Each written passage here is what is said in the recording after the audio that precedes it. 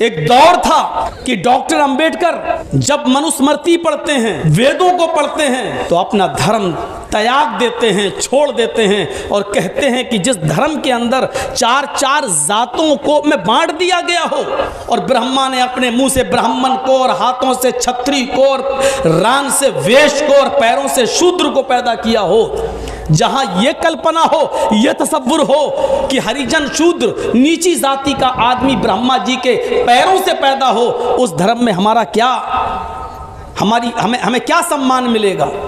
जिस मजहब के अंदर, जिस धर्म के अंदर यह लिखा हो कि हरिजन शूद्र नीची जाति का आदमी अगर वेद पढ़ ले तो उसकी जबान काट डालो, वेद सुन ले तो उसके कानों में सीसा और तांबा पिघला के डाल दो, वेद अगर देख ले तो उसकी आंखों को फोड़ दो। जिस धर्म के अंदर शूद्र को वेद पढ़ने की इजाजत ना हो, वेद सुनने की परमिशन ना हो, वेद छूने की परमिशन ना हो, उस धर्म में हमें क्या सम्मान मिलेगा? इस्लाम की स्टडी की, इस्लाम का मुताला किया, डॉक्टर अंबेडकर अपने 20,000 अनुयायियों के साथ इस्लाम मजहब कबूल कर लेते हैं, लेकिन वहाँ महात्मा गांधी ने एक अड़ंगा डाल दिया। गांधी जी बोले मुसलमान तो हो गए हो, लेकिन कौन से मुसलमान हुए हो? हनफी, शाफई, मालिकी, हम्बली, बरेलवी, रिजवी, कादियानी, शकलालवी, अहले हदीस, क्या कौन सा 72 फिरकों की लिस्ट गिना दी बापूजी ने। तो अंबेडकर ने कहा अच्छा, इस्लाम पढ़ा तो समझ में आ गया, कुरान पढ़ा तो समझ में आ गया, अब हमें इन 72 में से देखना पड़ेगा कि सबसे अच्छा कौन है, तब तक तो हमारी राम राम सत्य हो जाएगी। फिर उसने इस्लाम को भी छोड़ दिया और फिर बौद्ध धर्म स्वीकार कर लिया, बौद्ध धर्म कबूल कर लिया। इस्लाम की खूबियाँ देखकर डॉक्टर अंबेडकर, जिन्होंने संविधान लिखा है, उन्होंने इस्लाम कबूल कर लिया, लेकिन फ़िरक़ों में बटे हुए हमारे हालात देखे तो इस्लाम को छोड़ दिया। इसीलिए साइंटिस्ट ने कहा था दुनिया का सबसे बेहतर मज़हब इस्लाम, लेकिन दुनिया की बिगड़ी हुई कौमों में सबसे बदतर कोई कौम है तो मुसलमान। एक मिनट की कद्र कीमत क्या होती है, इतिहास पढ़िए, हिस्ट्री पढ़िए तो आपको पता चलेगा। एक एक मिनट में तारीख बदल गई, कौमों की तारीखें बदल गई, जंगें उलट गई, जंगें पलट गई। और जब अंग्रेज़ों की यहाँ हुकूमत थी और महात्मा गांधी को सिर्फ अंग्रेज़ों ने 2 मिनट का टाइम दिया था बोलने के लिए कि आपको ज़्यादा टाइम नहीं, तो कलकत्ता के मैदान में महात्मा गांधी ने ईस्ट इंडिया कंपनी पढ़ी और देखिए महात्मा गांधी ने 2 ही मिनट में अपनी बात को पूरा करते हुए क्या कहा था, लोगों, भारतवासियों, देश की हालत यूं है, हमें यूं करना है, बस इतना कहा था और हट जाते हैं। हम आज एक दूसरे को देख रहे हैं कि तुम कौन हो, किस में बटे हुए हो, क्या हो, जबकि मेरे भाइयों हमारा मज़हब ये कहता है कि अच्छी बात कहीं से मिले तो ले लेना चाहिए। महात्मा गांधी जब इंग्लैंड गए और इंग्लैंड जाने के बाद कुछ गुस्से में लोगों ने, उनको मालूम था कि भारत में हमारा विरोध करता है, तो इंग्लैंड में जाने के बाद महात्मा गांधी को अंग्रेज़ों ने कुछ एक लिफाफे में गालियां लिख कर दी और लिफाफा बंद कर दिया, लिफाफे को में आलपिन लगा दी। गांधी जी समझ गए कि मुझे गालियां ही हैं इसमें, क्योंकि लिफाफा आज तक किसी ने दिया नहीं है, ये दे रहा तो इसमें गालियां होंगी। तो उन्होंने क्या किया, लिफाफे में से आलपिन निकाली, ये आलपिन जिसमें हमारा ये बैच लटका हुआ, ये आलपिन निकाला गांधी जी ने, उसको अपनी पॉकेट में रख लिया और लिफाफा फाड़ के फेंक दिया। मीडिया वालों ने पूछा, उस ज़माने की मीडिया ने, आपने ऐसा क्यों किया? गांधी जी ने बहुत अच्छा जवाब दिया। क्या जवाब दिया? जो चीज़ मेरे काम की थी वो मैंने ले ली और जो चीज़ मेरे काम की नहीं थी वो मैंने फाड़ के फेंक दी। आपको हर जगह जाना है, सबको सुनना है, सबको देखना है, आपको किसी पर क्रिटिसाइज नहीं करना है, तंज नहीं मारना है। आप जाइए और देखिए, जो चीज़ आपको आपके फ़ायदे की नज़र आए वो ले लीजिए और जो चीज़ आपको आपके फ़ायदे की नज़र नहीं आए उसको छोड़ दीजिए। ये इस्लाम हमें सिखलाता है और इस्लाम हमें बताता है, ये इस्लाम है। इसीलिए कुरान कहता है वमन यब्तगी गैरल इस्लामी दीनन फलन युक़बल मिन्हु, इस्लाम को छोड़कर जो कोई दूसरा दीन तलाश करेगा, दूसरा धर्म तलाश करेगा, वो स्वीकार नहीं किया जाएगा, वो एक्सेप्ट नहीं किया जाएगा। वहुवा फिल आखिरति मिनल खासिरीन, और ये शख्स आखिरत में परले के दिन, क़यामत के दिन नुकसान उठाने वालों में से हो जाएगा। अल्लाह ने इस्लाम को क्यों पसंद किया है? यहाँ से गलत धारणा निकाल दीजिए। आप ये सोच रहे होंगे जर्जी साहब तो मुसलमान हैं इसलिए इस्लाम की तारीफ़ तो करेंगे ही। नहीं, इस्लाम सिर्फ मुहम्मदुर रसूलुल्लाह का दीन होता और हम उसकी तारीफ़ करते तो आप कहते पक्षपात कर रहे हैं मौलाना, इसलिए कि जर्जी साहब तो मुहम्मदुर रसूलुल्लाह को मानते हैं इसलिए आप तारीफ़ कर रहे हैं इस्लाम की। नहीं, हम इसलिए इस्लाम को सबसे बेहतर मजहब कह रहे हैं क्योंकि आदम से लेकर मुहम्मदुर रसूलुल्लाह सल्लल्लाहु अलैहि वसल्लम तक जितने भी नबी इस दुनिया में आए सभी ने इस्लाम दिया है। यह इस्लाम नूह का भी धर्म था, यह इस्लाम इब्राहिम का भी मजहब था, यह इस्लाम मूसा का भी मजहब था, यह इस्लाम ईसा भी लेकर आए। इसीलिए कुरान पढ़िए, इसने साफ कहा है कि मोहम्मद रसूलुल्लाह जो दीन लेकर आए ये उनका नहीं है, इस्लाम सिर्फ उनका नहीं है। मोहम्मद रसूलुल्लाह से पहले भी जितने नबी इस दुनिया में आए वो सब इस्लाम ही की दावत देते थे। शरअ लकुम मिनद्दीनी मा वस्सा बिही नूहन वल्लज़ी औहैना इलैक व मा वस्सैना बिही इब्राहीम व मूसा व ईसा नक़ीमुद्दीन। ये कहता है कुरान, ऐ मोहम्मद सल्लल्लाहु अलैहि वसल्लम, हमने तुम्हारे लिए उसी दीन को मशरू करार दिया, हमने तुम्हारे लिए उसी दीन को स्थापित किया, हमने तुम्हारे लिए उसी दीन को चॉइस किया, हमने तुम्हें वही दीन देकर भेजा है जिस दीन की वसीयत हमने आपसे पहले नूह को की थी और उसके बारे में हम आपको वही कर चुके, बता चुके।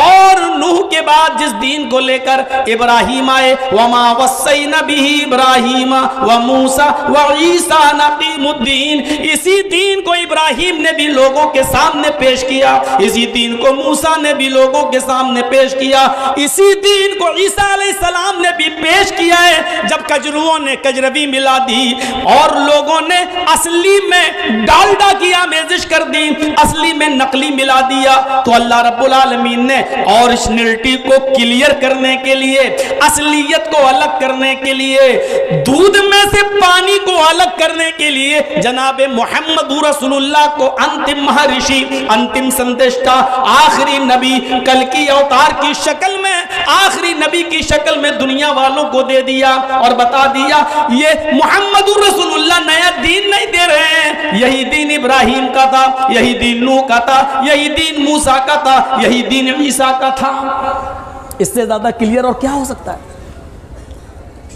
सबका यही दीन। और इसीलिए कुरान खुलकर कहता है, देखिए ऐसी वुसाअत कहाँ मिलेगी, ऐसी फराख दिली कहाँ मिलेगी, ऐसी गुंजाइश कहाँ मिलेगी।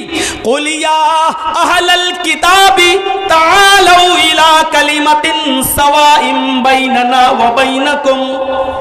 आए मोहम्मद सल्लल्लाहु अलैहि वसल्लम, आप पहले किताब में ऐलान कर दो, आप तौरात वालों को, ज़बूर वालों को, इंजील वालों को बता दो, आए अहले किताब, आए यहूदियों, आए ईसाइयों, आए दाऊदियों, आए ज़बूर पढ़ने वालों, आए दाऊद अलैहिस्सलाम के मानने वालों, आए वो लोगों जिनको आसमानी किताबें दी गई हैं, आए यहूदियों, ईसाइयों, तालौ इला कलिमतिन सवाइम बैनना व बैनकुम, आओ एक ऐसे कलमे की तरफ, तालौ इला कलिमतिन, आओ एक ऐसे मूल मंत्र की तरफ, आओ एक ऐसे कलमे की तरफ जो हमारे और तुम्हारे दरमियान बराबर है। कुरान कहाँ कह रहा है कि ये ला इलाहा इल्लल्लाह सिर्फ हमारा कलमा है।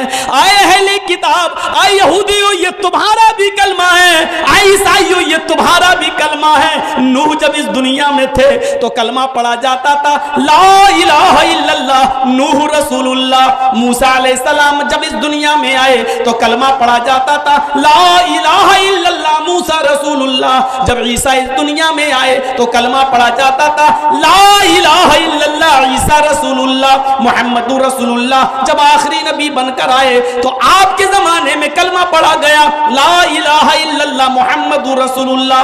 आप देख लीजिए नूह से लेकर मुहम्मदुर रसूलुल्लाह तक कलमे का पहला जुज कहीं नहीं बदला, पहला मंत्र, पहला कलमा अपनी जगह पर रहा, ला इलाहा इल्लल्लाह। बदला गया तो सिर्फ दूसरा जुज परिस्थितियों के मुताबिक, हालात के मुताबिक। नूह आए तो नूह रसूलुल्लाह कहा गया, मूसा आए तो मूसा रसूलुल्लाह कहा गया, ईसा आए तो ईसा रसूलुल्लाह कहा गया, मुहम्मदुर रसूलुल्लाह आए तो मुहम्मदुर रसूलुल्लाह कहा गया। कुरान इसी को कहता है, हमने कोई नया धर्म, नया दीन नहीं दिया। तालौ इला कलिमतिन मिन सवाइन बैनना व बैनकुम, आओ एक ऐसे मूल मंत्र की तरफ, एक ऐसे कलमे की तरफ जो हमारे और तुम्हारे दरमियान बराबर है। हम तो कह रहे हैं कि तुम्हारा भी कलमा है और हमारा भी, आओ एक ऐसे कलमे की तरफ हम लोग इत्तेहाद पैदा कर लें। इस्लाम तो यहूदियों से भी हाथ मिलाने के लिए तैयार है, ईसाइयों से भी हाथ मिलाने के लिए तैयार है। बुनियाद वही मंत्र होना चाहिए, वही कलमा होना चाहिए जो तुम्हारा भी है और हमारा भी है। अब कौन कह सकता है कि इस्लाम नफरत की शिक्षा देता है, घृणा फैलाता है और नफरत फैलाता है, या इस्लाम के अंदर यहूदी और ईसाइयों पर जुल्म करने का हुक्म दिया गया है। कुरान तो ये कह रहा, आओ एक ऐसे कलमे की तरफ जो हमारे और तुम्हारे दरमियान बराबर है।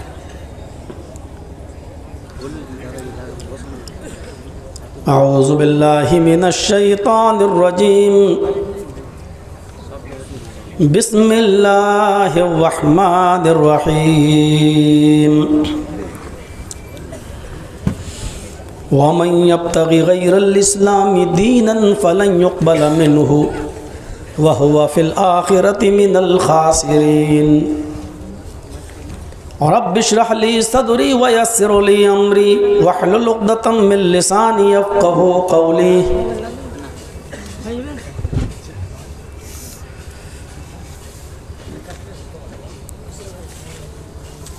इस इजलास के रूह रवां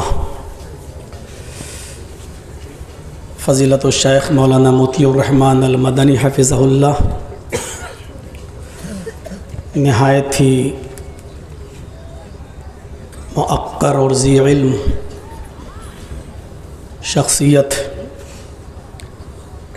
मौलाना मोतियुर रहमान हफ़िज़हुल्लाह के उस्ताद फ़ज़ीलतुल शेख अब्दुल अज़ीज़ अल फ़ैज़ी हफ़िज़हुल्लाह, मुहतरम जनाब तनवीर ज़की मदनी हफ़िज़हुल्लाह,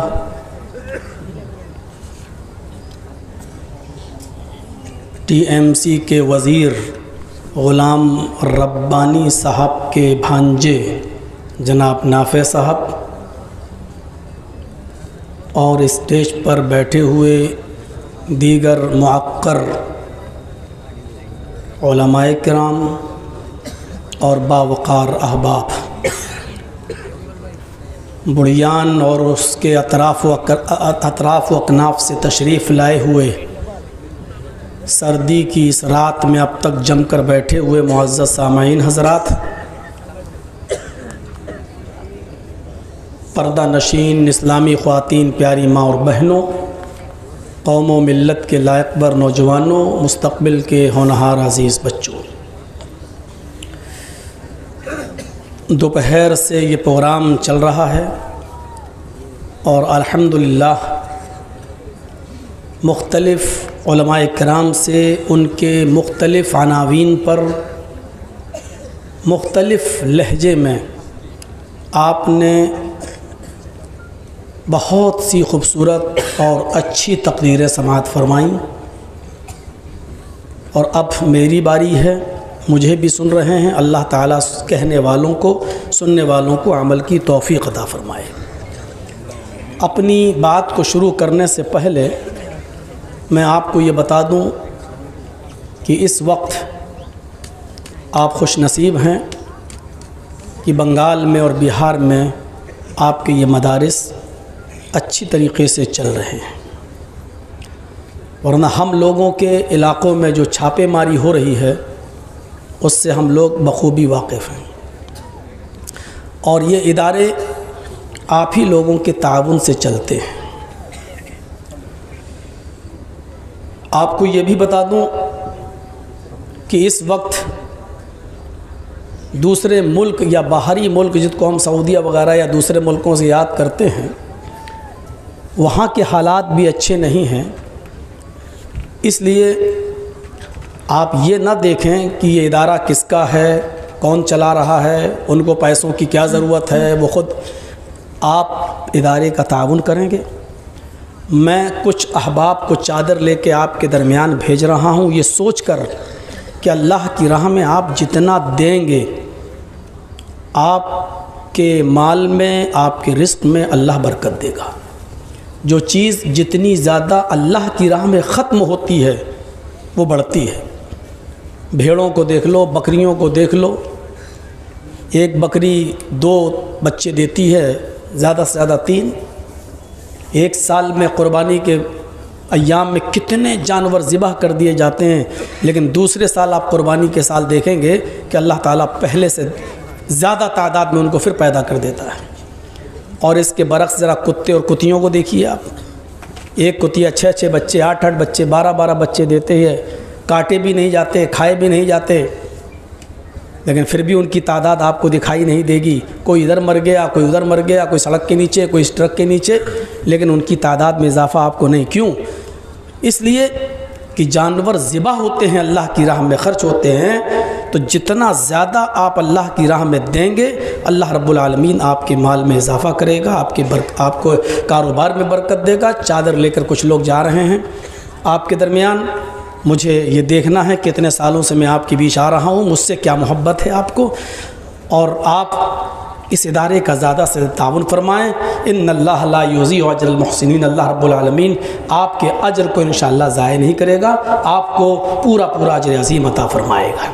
मैंने कुरान करीम की जो मुख्तसर और छोटी सी एक आयत पढ़ी है, वो आप जानते हैं कि अल्लाह रब्बुल आलमीन ने उसमें इस्लाम की अहमियत की तरफ इशारा किया है।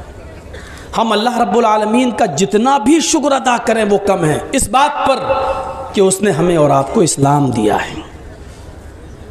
इसमें कोई शक नहीं, बकौल एक साइंटिस्ट के, कि मैंने जब मज़ाहिब का मुताला किया है, सारे मजहबी किताबों को पढ़ा है, तो उसमें हमें सबसे बेहतर मज़हब इस्लाम नज़र आया। किताबों की बुनियाद पर, मुताले की बुनियाद पर सबसे अच्छा मज़हब हमें इस्लाम नज़र आया। लेकिन सर्वे करके जब हमने दुनिया का दौरा किया और देखना चाहा कि कौन सी कौम अच्छी है और अपने मज़हब पर कितना अमल करती है, तो मुझे दुनिया की बिगड़ी हुई कौमों में सबसे ज़्यादा बदतर और सबसे ज़्यादा बिगड़ी हुई कोई कौम नज़र आई, तो वो मुसलमान आई। बकौल एक साइंटिस्ट, दुनिया के अंदर जितने मज़ाहिब हैं उनमें सबसे बेहतर मज़हब मुझे इस्लाम लगा, और बिगड़ी हुई कौमों में सबसे ज़्यादा बदतर कौम हमें मुसलमान नज़र आई। इससे आप अंदाज़ा लगा सकते हैं कि इस्लाम अपने मज़हब से मुसलमान कितना दूर है।